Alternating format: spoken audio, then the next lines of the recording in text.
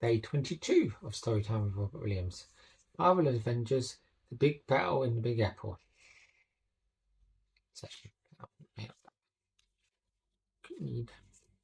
Crap. A massive sound jolted through Avengers Tower while Shiri and T'Challa were showing Dr. Bruce Banner some Wakanda tech. To find out what the noise was, the heroes rushed to the roof where they saw Captain Marvel fighting Proximia Midnight. She was one of Thanos' strongest allies. "What's she doing here?" asked Shiri. "I'll explain later," cried Captain Marvel.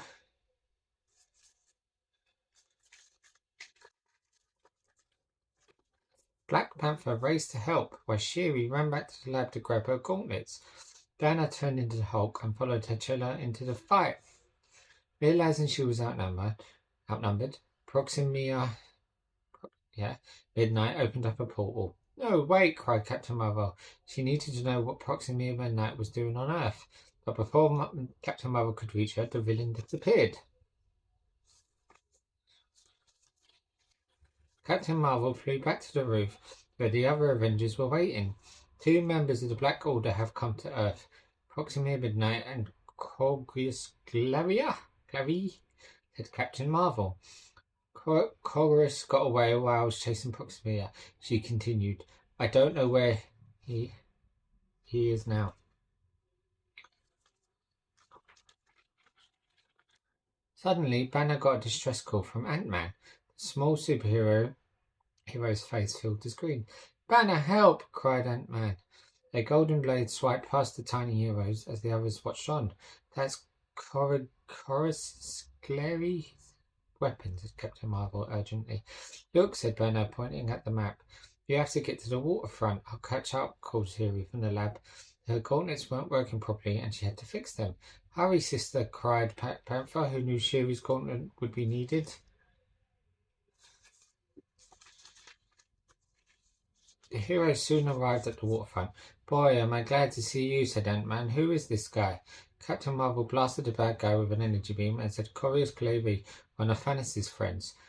"What I don't know is why he's after you." "I can answer that," replied Corvus Clary.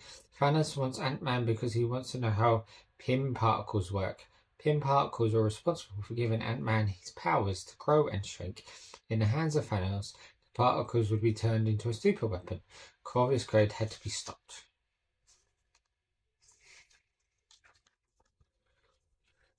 Though he was a tough opponent, Corvus Clary struggled against 4 superheroes.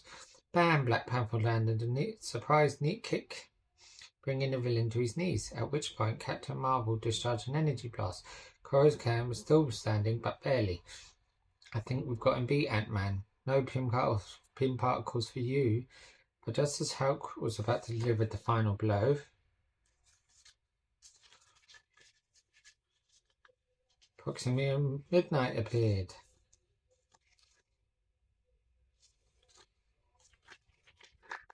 "You were barely able to handle one of us," gloated Proximia Midnight. "How are you going to fight both of us?" "I was wondering that myself," said Ant-Man, as the rest of his friends gathered to protect him. Without the whole team in place, the heroes had their hands full.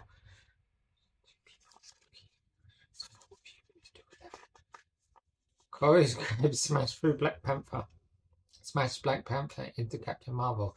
I feel like we could really use Shiri and those new and improved blasters right about now," said Captain Marvel. Guys, over here." Ant-Man gave a nervous chuckle as he struggled against Proximia Midnight. Any moment she would teleport him away, and Thanos would have the secret to Pym particles and the key to controlling the galaxy. How could the hero stop them? Shiri appeared out of nowhere and knocked Proximia Midnight flying with her energy blast from her fixed gauntlets. Ant-Man was set free. "She hits like the Hulk," cried Captain Marvel happily.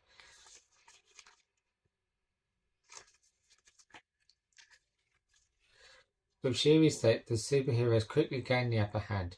"Better late than never," Black Panther called out to his sister. Shiri laughed. "The combination of Wakandan and Stark tech is unbeatable." "Abort mission!" cried Proximia Midnight. Before the villains could grab them, the villains disappeared Before the heroes could grab them, the villains disappeared through a portal. Phew, said Ant-Man. That was close. Piece of cake, said Shuri. All we had to do was work together.